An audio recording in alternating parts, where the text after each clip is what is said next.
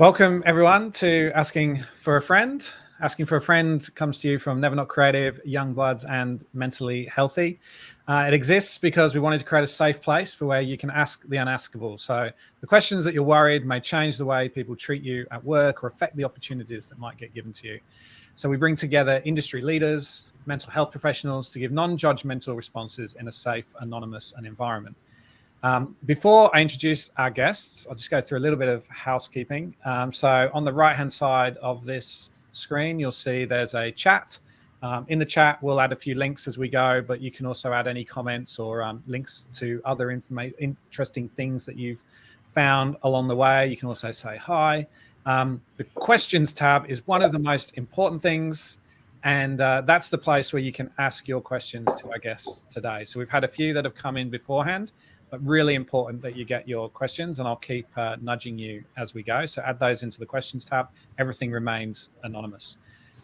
If you need more immediate help, so we can only do what we can today, being completely anonymous, there's a link here to some helplines and resources on Mentally Healthy. And a bit of a caveat as well is that everything that we do with Never Not Creative and Mentally Healthy is volunteer run. It's essentially unofficial. So we're a bunch of people using community to come together and tackle challenges that our industry is facing. So with that in mind, and remember that this is anonymous, we don't have all of the context to your questions. So we'll do what we can with what you've been able to tell us. But we absolutely recommend that hopefully this is the first step, but then you go and speak to other people and seek advice as well. So with the housekeeping out of the way, I'm delighted to welcome back Kimberlee Wells. Welcome, Kimberlee. Hi, how are you doing? Good, thank you. Thanks so much for returning to Asking for a Friend. Kimberlee is the CEO of TBWA. She's worked at some of Australia's most respected advertising, direct marketing, and digital agencies, advising leading brands and government agencies. Kimberlee has a curiosity of consumer behaviour, is passionate about data, and a strong advocate for the role it plays in evidencing insight and creative impact. She's a regular media commentator and speaker at industry events, has been acknowledged locally and internationally for her leadership within the industry, and is considered amongst the top 10 of most powerful women in Australian media. Added to that, Kimberlee is one of only 30 global creative leaders currently advising Google Assembly on the role creativity and technology play in our lives in the future. And we have Amanda Mechanic. Welcome, Amanda. Thank you. First time. Thanks for joining us.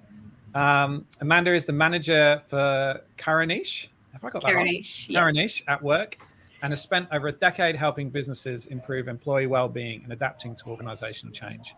She's an experienced registered psychologist and trained mediator with a background in organizational psychology and commerce. Amanda's actively involved in the development of the EAP sector in Australia through her involvement with the Australasian Peak Body for Employee Assistance Programs. Amanda's provided consultation as well as designed and facilitated numerous internal and external training workshops. Amanda's also experienced providing short-term employee assistance counselling and vocational guidance, as well as long-term counselling, encountering both workplace and personal issues. So in terms of career and mental health and well-being, this is the person to speak to, because it might even be the person you get on the phone from your EAP provider. So thank you very much for joining us. We've had some great questions that have come in beforehand. I'm going to say again, don't forget, everyone who's watching, please put those questions into the chat because we'll get to them shortly. So Kimberlee, we're going to come to you with the first question. Okay. We are all being made to come back to the office, and I really want to hang on to the flexibility I have at home. How can I talk my boss into looking at this reasonably? So I think the first thing is all your bosses should be thinking about what flexibility looks like going forward. And if they're not having that conversation, more fool them. But I think, when we looked at what our return to office plan would be for TBWA, we thought about flexibility in a range of different ways. So in the first instance, we did hear lots of commentary around, I want to be able to only be in the office 3 days a week and do 2 days from home, for example. But we decided instead to redefine what we meant by flexibility. So flexibility at TBWA is based on the task rather than the time. So if we look across all of the tasks that are performed in creative agencies, absolutely collaboration sits front and center of what we do, but there are, just as many individual tasks that can be performed. So we have had instead conversations with all of our team to say there's certain aspects of your role that you can absolutely perform independently, but then there are other aspects where you really need to make sure you are contributing as a team in a face-to-face environment. So I think in answering that question, the first thing I would do is get really clear on what your own definition of flexibility is, and then tackle it from a lens of how you believe the business will benefit from your approach to flexibility. Because if you find that you're far more productive working remotely to do things like, and forgive me, I'm not sure if these questions come from more of a creative perspective or business management or planning or something. But if you're performing a task that requires deep thinking and doesn't need a lot of interaction with others, and actually that closed off time allows you to be not just more productive, but produce a far better result, then that's the conversation that needs to be had. Too often, conversations on flexibility stop short of why and how it's likely to work for the business. Yeah, that's great. I really like the thing around it's about task, not time, because there's like the default, isn't it, to talk about the 3 days a week at home, 2 days. It's really got nothing then to do with the work. It's just about, hey, where are you going to be? Amanda, any thoughts on this one? I think very similarly, and I think when you're looking at how to have the conversation and how to discuss this with your boss in a reasonable way, I think my suggestion would always be, and with a lot of these questions that are coming up today, is be prepared, mentally prepared for the conversation well ahead of when the conversation is actually taking place. And with this one, I think it would be worth, similar to what Kimberlee says, in terms of having a clearly articulated plan as to why the flexibility is so important to you, to the team, to the organization, where the tasks will benefit from that, but then also having that perspective of having flexibility within your own approach, be open to, sort of counter arguments, and be open to compromise, I suppose, in that flexible approach, and just have the tools at the ready about why it is you're asking for that flexibility, why it will help, and where you can accommodate that request if it's not necessarily the most appropriate, answer to the approach. I think also what businesses are afraid of is a conversation of flexibility in perpetuity. So it's almost like if you come and have a conversation and say, well, and this is where the days doesn't work, because if you say, well, I want to work remotely on a Friday, the business mind goes, well, what if we've got a major presentation on a Friday? Now, this is where preparation becomes really important, because you're either going to say, oh, no, like it's I'll just come in if there's a requirement for that. But equally, if we're doing it more from a task-based orientation, it's quite possible there'll be staff members in here that I may not see for a week or 2 weeks or whatever. That's absolutely fine, as long as you are in the right place at the right time, when not only you choose to be, but when your team needs you. Because in the creative industry, we are 1,000% better when we are together. I think that's the best definition of flexibility. It's in the right place at the right time when you and your team need you to be there. And knowing that, there's times when you'll be best off getting your head down at home and doing work, but it's such a collaborative industry that it's very hard to ignore that and say that we can do this sort of rostered time at home. Yeah, the other thing that I'd just call out in relation to that, be really mindful. So from a leadership perspective, what concerns me personally the most at the moment is reinvesting back into our culture, because we've been able to maintain still a really great culture in this remote working environment, but it is not the same. And, I was talking to the team earlier, this sense of joy that we have when we are riffing off each other, or, when we're just kind of ideating and building, and it's all this kind of, it's nuance, and it's the surprise element and the spontaneity that comes when we're working on creative ideas. that will be front and center of every agency leader at the moment. So just bear that in mind as well when you're thinking about having a conversation with your boss.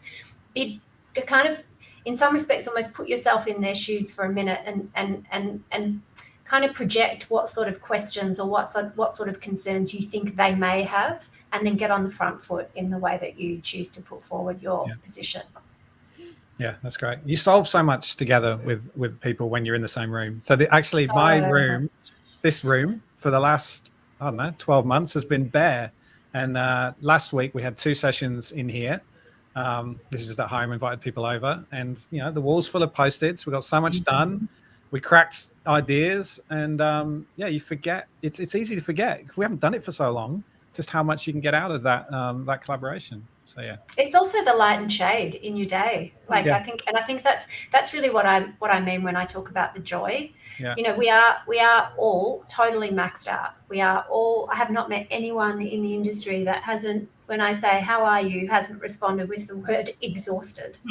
But I think that's also because the level of work itself, what I'm constantly kind of ruminating on is, has it actually increased, or have we just put ourselves under so much, is it different pressures and different forces at play that have almost kind of illuminated how we're really feeling?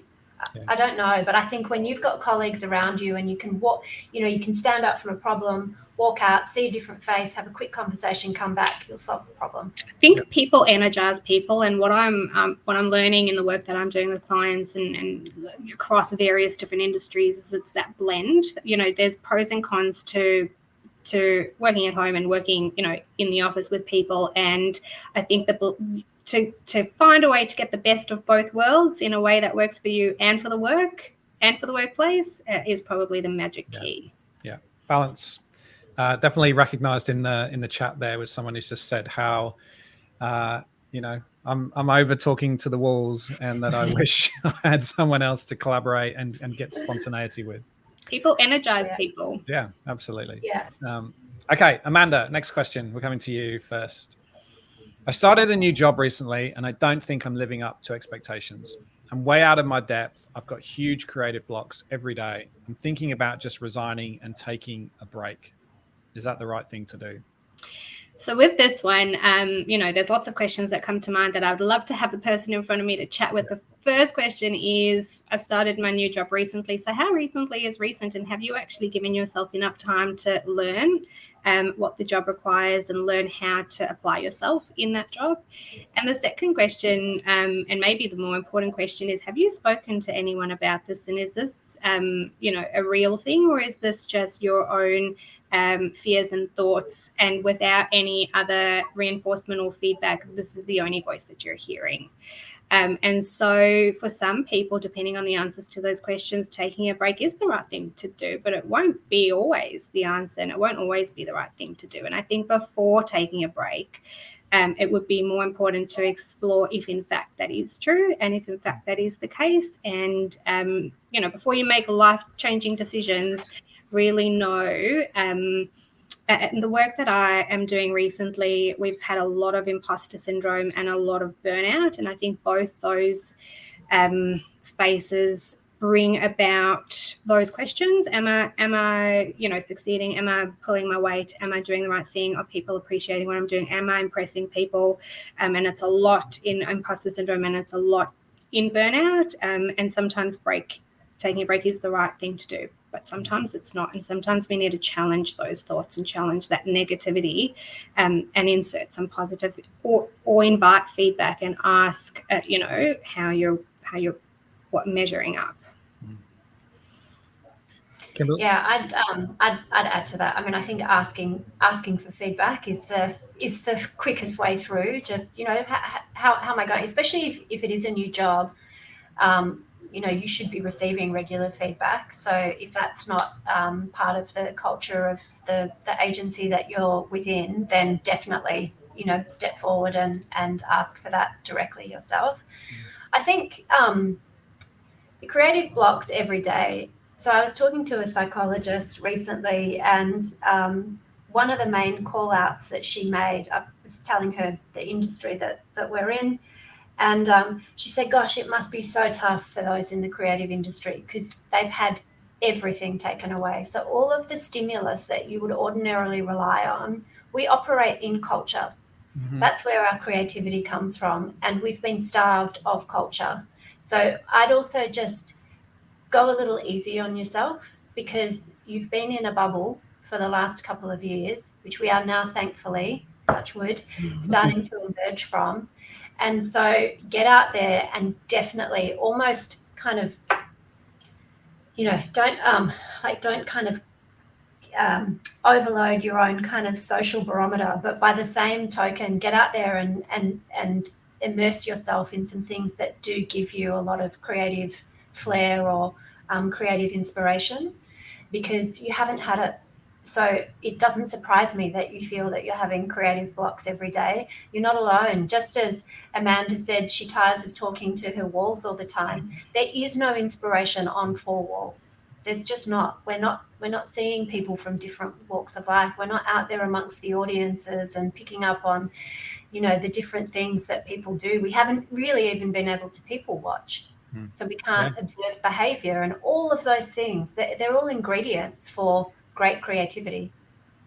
I think a key there, picking on what you're saying, Kimberlee, is try to think about the last time you did feel that creative energy and spark. What was the environment like, and can you replicate any of those things and immerse them into your life now? And, I think COVID has been around, and the impacts of COVID for a prolonged period of time. I don't think anyone thought, and certainly not in Melbourne, that there'd be 4, 5, 6 had unlimited snap lockdowns that turned into months, and so I think we forget what it was like before, and it's quite overwhelming to try and replicate that. But as you say, hopefully lockdowns lifting, hopefully as we develop the new COVID normal, there'd be opportunities to try and replicate some of those things.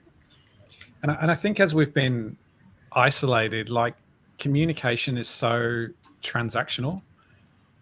We're not, I think, this is for the people, I guess, that work around this person, but, it's easy to forget to give people a pat on the back and to say what a good job they're doing, because every time we jump on a Zoom call or we jump on a message or whatever it is, it's always about, hey, has this been done? How are we going to fix this? When are we going to deliver that?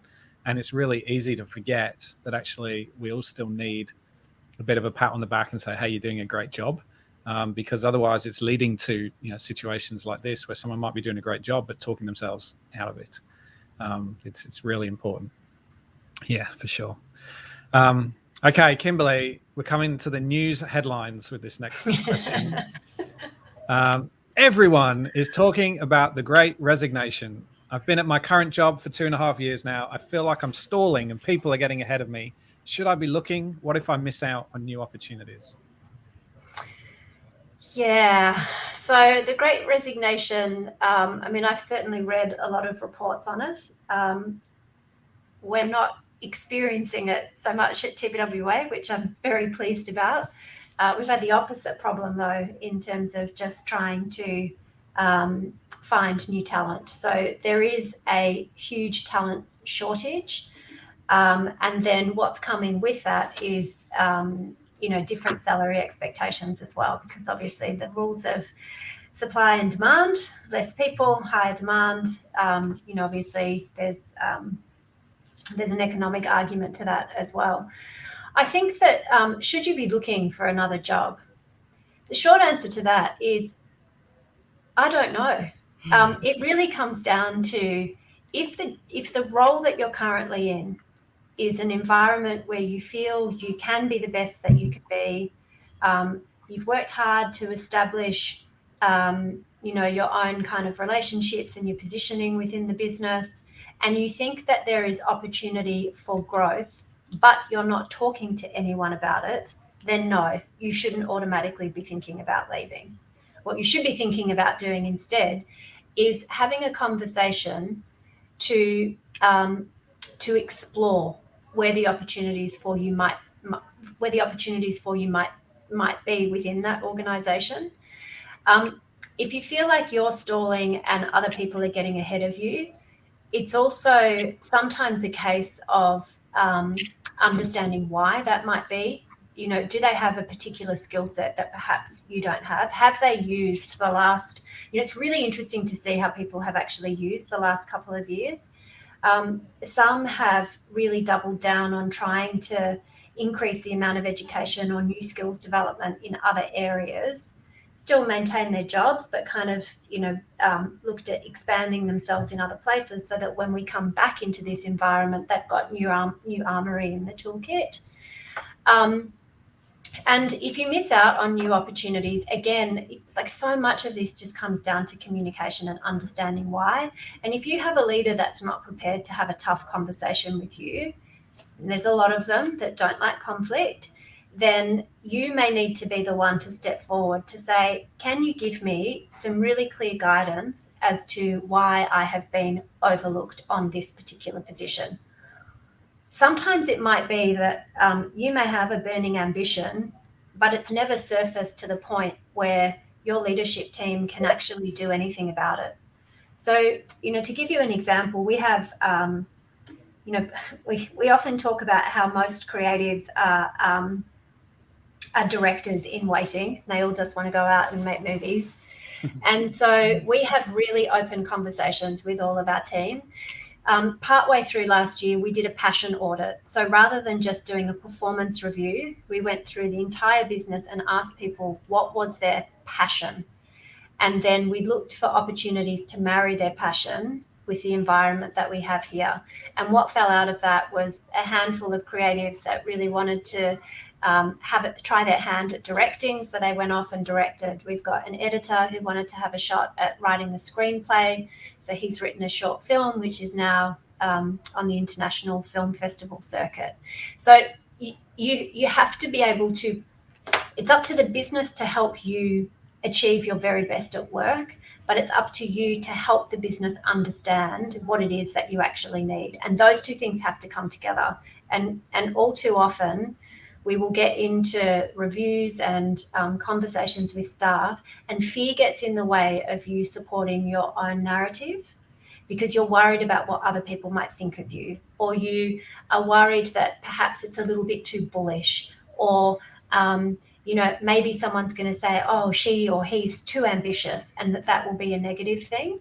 That's for the business to make peace with, but you have to make sure you front, you know, shoulders back, head high. This is what you need to achieve out of your career because, you know, when the sun sets, it is your career. So you have to make sure you get the most out of it. Excellent. I love that. A passion audit, did you say? Yeah, it was really interesting.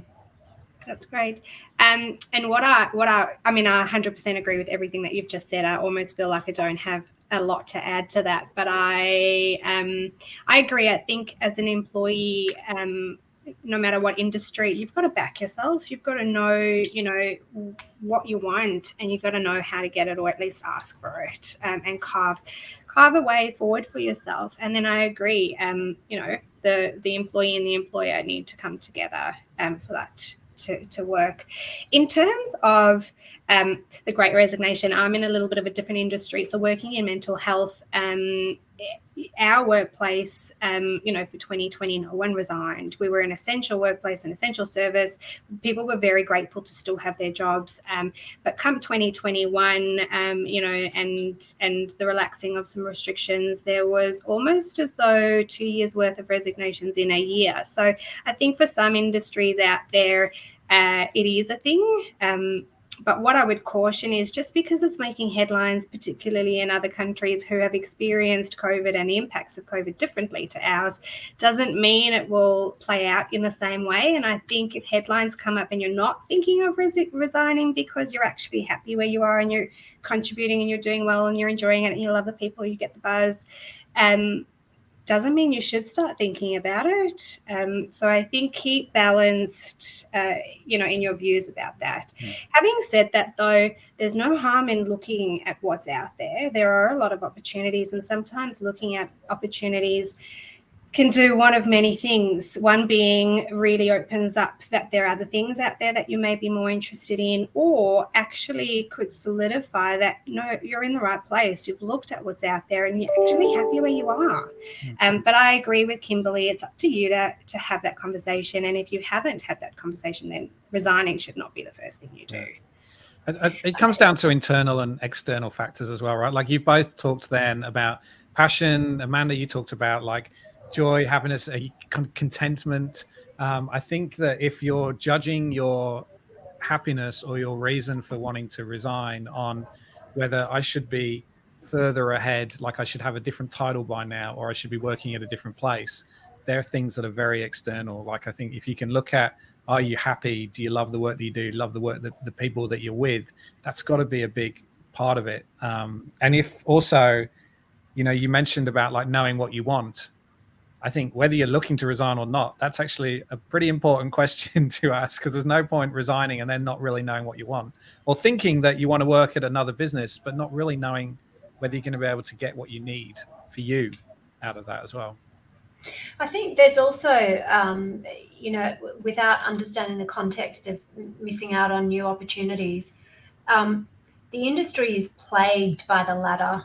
You know, like it's just title after title after title, and there's subtitles in between. And I think, you know, it's often not a good idea to be in a hurry to just jump those title bands, because eventually you will stall, and eventually you could also come unstuck. And it's, you know, again, really interesting. We've had some instances of people who have come into the agency in a leadership position, and actually what they've learned through that experience is they don't want to be leaders. They want to stay close to the work. And so again, being in an environment that makes space for that, like, it doesn't mean that you can't continue to increase your salary bands, for example. You still are as valuable and increasingly valuable if you're producing great work.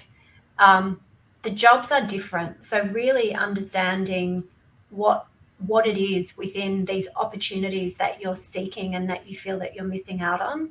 You know, I spoke at a Women in Leadership conference quite a few years ago, and they were asking a question about, you know, being a female CEO and all that kind of standard stuff. And they said, you know, what's the one piece of advice that you would give to everyone in here? And I said, know what the job is, because you can take advantage of these opportunities, but by the same token, the expectations on you also change. And so you've got to really work through what it is. Like what are the elements of the roles that you feel like you're missing, you want? Can they be factored into the role that you're currently doing? Is there scope to, you know, perhaps redefine your role within your existing organization before you leave? So for me, the main reason I would ever leave a business is because of the culture. The job ostensibly is the same in every agency you work in, but the people that you work with, the leadership team around you, and the culture and values of the business are what make a big difference. So you've got to find your tribe. If you're in a place where you love your tribe, then work with them to create the right opportunities for yourself. Yeah, great advice. A little reminder that the questions tab is there for you. So please add your questions, because we've got about 2 more to go before we move to ones that are open. Also, I thought worth a quick straw poll. Are you thinking of resigning in the next 6 months? Is a poll that's now ready for you to click yes or no. And let's see whether how real this is. So feel free to go and jump into that. Amanda, back to you. I haven't had a good idea in months. This isn't me. I feel like it could be though. I haven't had a good idea in months. We've been working completely remotely, and I think people don't think I'm contributing. How do I get my groove back? I think this is similar to what we were saying before in terms of working out where you are your best self and how you get your best, energy, and try and create. Yes, we've all been working remotely, so is that the main factor? And if so, what can we put in place to change that, or to spark creativity? I mean, look, I'm not the creative one in the room. Let's be honest, but this is, it's about making the environment conducive to where you do your best thinking and where you do your best work. And I think sometimes in isolation, we become very insular, and it's hard to see the bigger picture. And I think talking to people about that helps, and digging deep about how you can benefit from that on an individual level helps as well. But certainly it's about putting yourself first, understanding yourself, understanding your motivators and your drivers, and putting all those pieces together so that the puzzle makes sense for you. Are there any tips, like practical stuff, on how to deal with that sort of negative self-talk? Like I don't think I'm contributing, people don't think I'm very good. What's the best way to handle that? So there's a lot in the psychology space about that in terms of challenging those unhelpful thoughts and unhelpful thinking. And I think the first thing to do is to recognize when it's happening. I think we're in a world right now, certainly the people that I've been speaking with lately, we're in a world right now where everything is autopilot. So, I mean, I hate to admit this, but I stopped at a green light the other day because I was in such autopilot. And I think whilst that was very unsafe, I think what better than the alternative is well, true, only slightly.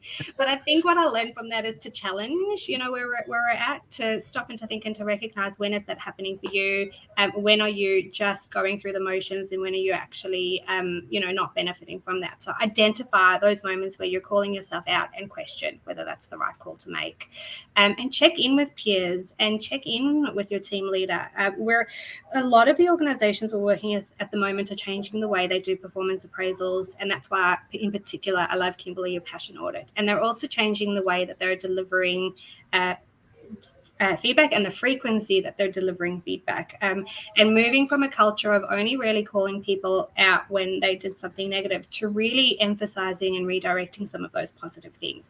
But I recognize that only a few organizations are doing it. So I think what I would do is I would invite individuals to start to, taking it upon themselves to question themselves, to allow themselves to give positive feedback to themselves, or to at least ask for positive feedback. There's a lot about challenging unhelpful thoughts in the psychology space, and I think we've got to be brave enough to do it, and brave enough to sit with that level of discomfort and explore what it means. I think it's interesting. Yeah, I mean, when you start positive feedback, it's generally reciprocated. Like it's a yin and a yang, right? Like you just take someone to start it. We do what we call after action reports for after action meetings for all sort of major conversations, and it's really interesting when you do that for the first time with some staff, just how difficult it is for individuals to reflect on their own performance. And we ask two questions. It normally starts with our Chief Creative Officer, and then I will go at the very end, and in between we'll go around to everyone who's been in the room, or all levels, all different disciplines, and there's two things that they need to speak to. The first is, if we were to repeat this meeting right now, what would you do differently? Which requires a lot of self-awareness and self-assessment. And what's the one thing you were really, really happy with? So, and the order is really important. So we start on the negative, we end on the positive. And it's really important to do it in that group dynamic, because it means that some of the things that perhaps have been really troubling you about your performance in that moment is it's a non-thing. Like no one else has recognized it. No one else knew that the slide was missing. It's troubling you, but no one else knew. And so it's a moment of just like watershed to go, that's done. It's in the past. What have we learnt from it? What are we going to pick up and take next time we go in? The team's there, we're all supporting, and off we go.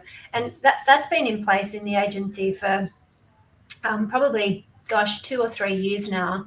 And, some of the conversations are really confronting. Like we have literally had one of our senior leaders sit in one of those sessions and say, I really struggled with this meeting. I felt like I was an imposter the whole way through. I'm just not feeling myself at the moment. During this, kind of in and out environment, we've had others say, look, I'm just letting you know, I'm feeling super, super flat at the moment. So I'm actually going to need the energy of everyone else in the team to help me get through. And when you share the way that you're feeling and the way that you're thinking, if you have the right culture and the right team around you, they will lift you up every single time. And I think, that's the power of vulnerability. Yeah, that's such a big thing. We're actually, I'm going to use that as a nice little segue into a piece of research we're doing at the moment around empathy. And so it's really understanding, like how much empathy can potentially help us in improving some of the cultures that exist in our industry. And it sounds like, those types of examples you just gave then are fantastic. And it's also the number one thing that when we did the mentally healthy research in 2020, that people said they wanted to see more empathetic leaders in our industry. And they wanted to see that, they could open up, we could open up, and, we could kind of help each other out a lot more. So if anyone's watching who hasn't completed the empathy survey yet, please go and do that. So we do have a couple of questions that are coming up, and the last one that we've had come in from beforehand. So Kimberlee, this is also kind of ladder related. I'm glad you brought up the ladder. It's always me going on about the ladder. I hate the ladder. I hate the ladder too. I was promoted above a colleague, and now they won't talk to me and dismiss everything that I say in meetings. It's getting really awkward, and I'm upset because I thought we were friends. What do I do? Yeah, common. Again, I think the first thing, so context here is also really important. Have you now become their line manager? Their boss, yeah. So that's that can change the dynamics in many respects. But by the same token, we're a workplace, and you will have been promoted for a certain reason as a result of your effort and the work that you've been doing. So you should not feel guilty about that. The first call out for me is do not feel guilty about your promotion, because I think that's where this could very quickly go. And then the second thing, again, is to have a conversation about it to this individual and say, hey, I've been observing that our relationship seems to have changed a bit since this promotion happened. Can we have a chat about that? Or how has this promotion for me made you feel? Because, maybe short of having a conversation, I'm not really sure there is much else you can do. Do you know what I mean? Like, I think that we've had some instances in the agency where, particularly when we've promoted to a top leadership level from within, there's a testing period. You may just be being tested by your friend. There's a bit of we can sometimes observe some behaviours from other team members who thought that they were ready for the promotion but maybe didn't get it. And so actually it's also up to management to make sure that they're having conversations. If this friend did go for the same role, then your leadership team should be having conversations with them as well about what their career plan looks like and where they're going to go. But equally, you want to have it sounds like there's an emotional conversation that needs to be had. Don't make it about you, make it about them.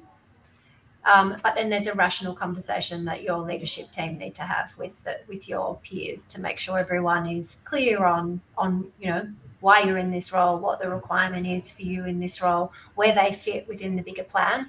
I suspect it's not personal. I suspect it's that they individually are feeling a bit lost within the bigger picture of things. So that's what they need to resolve. And that's why it's so important that you individually don't take on any guilt, I think it's interesting how you talked about that as well, of like leadership has to take responsibility on why someone is promoted and what the qualities are and what they have, what they're achieving, which is why they have that role, because then it becomes much more rational rather than emotional. Yeah. Does this? Yeah, and you can just, you can't just kind of go in and go, why didn't I get the promotion, right? Yeah. Like, so, and this is where pen and paper just become your best friend still. So like, get all the emotion out on the page first, because it'll come and you need to, and then go back, look at it with fresh eyes, and just pull out the rational arguments, because leadership teams can work with the rational stuff. That's what we're in these jobs to be able to do. We need to do it through the lens of empathy, absolutely. But actually, empathy also means having difficult conversations with people. And I think that's, that's where a lot of agency leaders do fail. I think that there's a lot of agency leaders that are good fun time leaders that are happy to go and sit at the pub and have a beer with you, and think that they can build culture that way, but very few that are prepared to really get in, understand who their team is, what their team needs, and how to create a high performance culture. We see this a lot, and some of the questions that I'd love to ask, or sometimes it's relevant, is who's been in the job longer? A lot of it is often tenure related, and a lot of it is often can be age related.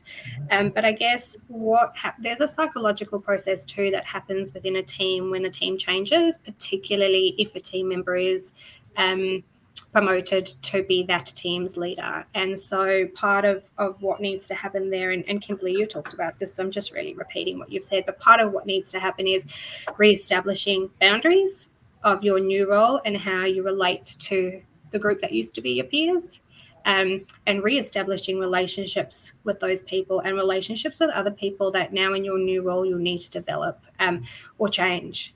And so that period of adjustment is equally difficult for the person who is adjusting and for the people who is adjusting to that person. And I think respect for that process to take place is vital. And, it's part of the territory that people are going to have an emotional response to that, and the way, it's how you manage that. Yeah, I think, and those peer relationships do change. I remember, just a little side anecdote. At one point, when I've moved roles multiple times within TBWA, and when I moved one of my roles, there was a peer that I used to spend a lot of time, working with, and then the new role didn't require it because it was a different job. And I remember he said to me at one point, he's like, man, I thought you were so pissed off with me for like the first 4 months of when you changed roles. And I said, why is that? And he said, because you just stopped talking to me. And I said, right. He said, you'd still be like friendly and say hello, but you just didn't spend any time with me anymore. And I was like, okay. And so we sat down, we had a conversation about that. I totally overlooked it. It just didn't even register to me in that moment. So there might be a bit of that as well. It might be that you're not spending as much time with this person as what you could be their safety blanket. Mm-hmm. And you just don't know that. You just don't know how much investment they actually had in your friendship, and therefore what that gap has created for them. Yeah. It all comes back to that truth, doesn't it? Yeah. Like if you can think all of these things, and there just mightn't be an ounce of truth to them unless you can, I guess, address them with the person straight on. Just the honesty and the transparency and the vulnerability. Yeah. Okay, some couple of questions that have come in from the audience. So the first one, I'm going to come back to you, Amanda. I think this is like how we support people is really key. So someone in my network is refusing to return to work, citing mental health and anxiety. How can I help them? This is actually quite common, and certainly has been exacerbated in recent times. And I think it's a really difficult conversation and situation to navigate, because you want to be respectful of whatever mental health issues are at play, but also need to acknowledge that that's impacting, the team, the workplace. And so we do a lot of work with managers and leaders in recognizing mental health issues and how to have the conversation in a psychologically safe and respectful way. Of course, there's always referring the employees to, EAP programs and supports and avenues for them. And I think on a personal level, the individuals either take that up and benefit from it or they don't. But as managers, how we work with them on that is really tricky. And I think, there's some key things to have those conversations and to provide that safe space, to allow that level of vulnerability to occur, to send the message that, mental health issues are how they're going to impact them in the work, how they're going to impact them returning to work, how it can be explored and mutually worked on together. But it really is a tricky road to navigate. There's legalities around it. There's culture elements around it. There's policies and procedures around it too. But I think opening the door to the conversation is the first thing to do, and showing that you're willing to listen and you're willing to understand the mental health issues and how to work alongside them. Sometimes workplaces or managers can put together safety plans or keywords, or just something that allows the employee to feel safe to speak up and not necessarily open up, the whole story, but just to signal or flag that they're not traveling well, they're not coping, and have some support mechanisms in place when those situations arise or happen. And I think really understanding and navigating how those mental health and anxiety issues relate to that particular person, because someone with anxiety, for example, is not the same as somebody else with anxiety. And what degree does their anxiety impact them? What are their triggers, and how to sort of buffer against those? I could talk about this for hours, but I know that we've got limited opportunity. Kimberlee, is that something that I saw you nodding there? Yeah, so we have a keyword. Our keyword is surfs up. So we have whenever anyone identifies with sort of having a mental health episode or suffering some form of anxiety, just as a result of the waves that come and go, with these sorts of conditions. Surfs up is the word. So staff will come to us, they will let us know what's going on, and the plan that we have in place is, surfs up. If I get a text message that says surfs up, I know exactly what's going on, and the one requirement we have for those staff members is that they will take a phone call from me at the end of the day, and that's just to check in to make sure that they're doing okay and they've got people around them. I think, but Amanda, you asked, it is such a fine line for business in relation to mental health, and we certainly have had some incidents of it recently. We've had some young people who were really struggling to self-isolate themselves, had moved down to Victoria to take a role in the big smoke out of country Victoria, and were living alone, and then ended up in lockdown, and so also didn't have friendship circles, didn't have family circles, were really, really isolated. And so we would reach out and find opportunities for connection, but ultimately it is up to them as to whether or not they want to take it. But what we had to avoid was getting into conversations specifically in relation to their conditions, because we're not psychologists, we're not trained to be able to give advice in that area. We have an EAP program in place as well, so we would always reference to there. And importantly, that program exists not only for the employee, but also the employee's family members, so encouraging them to perhaps get other people to reach out on their behalf if they don't feel that they can. And we also went through a process of not normalizing mental health, but normalizing the way that many of us were thinking and feeling over the course of the last couple of years. So we did bring organizational psychologists in to just talk about some of the trends, some of the observations that were happening, and just make ssure people feel supported. Yeah, I think, there's a limit as to what you can do, and workplaces are doing a lot more than they were before. And there's a lot of research and literature and royal commissions out there, and mental health reform and all of that going on. And workplaces are more attuned now than ever before to mental health issues and how they play out for people and in the workplace. But there's a point at which workplaces can't do more, and it's up to the individual person. But I can't express how valuable having something simple like a code word makes a much more inviting and vulnerable space seem safer.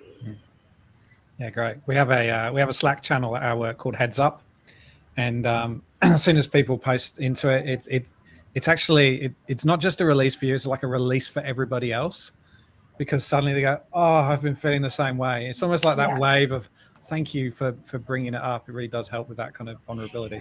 That's a good point to raise, because sometimes we feel anxious, but we don't have a diagnosed anxiety disorder, and it's still okay to feel anxious. And, we all have waves, whether we're diagnosed or not. Labels sometimes don't mean much.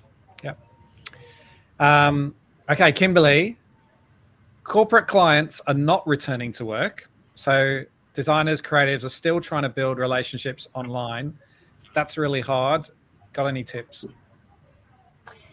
Yep. Make any space a meeting space. So they're not returning to their office, but they're still working. So they will still like to, socialize, connect. Like they're humans. So they all are craving that kind of physical connection as well. Try it. See if you can get them out. Find a mutually, geographically convenient meeting spot. Find out where their favorite cafe is. Go and meet them there. Like there are definitely ways to get around it, and they are as tired of connecting with you online as you are of connecting with them. There is a test, absolutely, in relationships, and we've definitely found what this period has really shone the light on is some of those relationships that are far more transactional and those that are actually partnerships. Because obviously a transactional one, it is harder to get them out from behind their desk. But just keep trying. Just try and find a common interest even and try and get them out from behind the screen. It's interesting as well. We had a question in a previous asking for a friend, which is almost even more extreme than that, which is, how do I deal with a client that only ever communicates with us via WhatsApp? Which is really hard for, tracking progress, changes on jobs, scope, all of that kind of stuff. Yeah. Yeah. And again, call them out.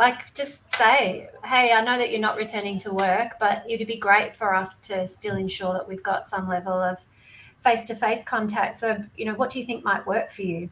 Yeah. It's basic. When you meet someone, you've got a new client coming in, we have to go through all of that in the first instance. How do you best like to engage with the agency? Da-da-da-da. So it's the same set of questions, but now the rules have changed slightly. So we just have to work out where the next bit of common ground is. It used to be our client's office or the agency. Where's the new common ground? Yeah.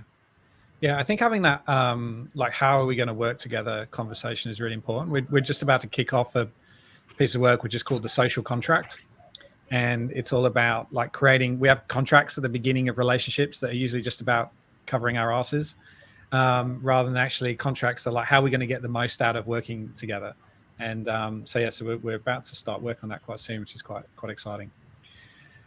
I'm going to come back to you, Kimberlee, with this. Could be the last question because it's the last question that's in the questions pot. But if anyone else has any other questions, please feel free to get them in quickly. We might have time for one more. I'm working on a freelance job for a logo with a tiny budget. I think to get a good result, naming, tone of voice, wider branding needs to be considered, so it's not a shallow solution. How do I navigate this with the clients that we listen to and get a longer lasting solution for them? I guess this is a value-based question, isn't it? It's I think I need a logo. We all know you need much more than that. How do we have that conversation? Yeah, I mean, you can put forward an economic argument as to how long they plan to be in business and the fact that it's going to be across absolutely everything, and the brand is what the brand does, and therefore that's why they need, full brand essence and tone of voice and all those sorts of things. In absence of any of that logic landing on them, maybe what you need to do is put forward 2 or 3 different kind of pricing tiers. So you can have the basic logo, but here's what you're not going to get for that. So the application of it. I mean, there's so many examples of one brand being misused and applied incorrectly. So maybe showing them just how badly that can go in absence of having the guidelines. It sounds like if you are, if you've got such a tiny budget in the first instance for a logo, and there's not a lot of acknowledgement of what these other pieces of, brand building activity deliver, that you're probably dealing with a fairly green marketer in the first instance. So they might actually need some education, which is annoying because we often don't get paid to educate. But maybe you need to just put a bit more time in to educate them on the reasons why they need these different elements and kind of price accordingly. So give them like a light, a medium, and a heavy price. Yeah, that would be how we would probably tackle it. Just popping in to the chat, I guess he's kind of the guru on anything pricing related and kind of value-based pricing, is Blair Enns. And he does, just as you said, Kimberlee, actually, he recommends that kind of good, better, best approach to pricing. So, people don't normally pick the bottom one. So if you're able to kind of help them navigate off the bottom and into the middle, and then they don't pick the top, then it's a way of kind of moving along that conversation for sure. Okay. Well, look, I think we've gone through the questions. We have got some great advice out of there. I think there's been some really great, I think if leaders or, if anyone ends up watching this in the replay around understanding passion and meaning and joy in your work, I think has to be one of the big takeouts of today. And that can, one, it'll help you hire. I'm sure, that talent gap at TBWA won't be around for long once we've all listened to Kimberlee more.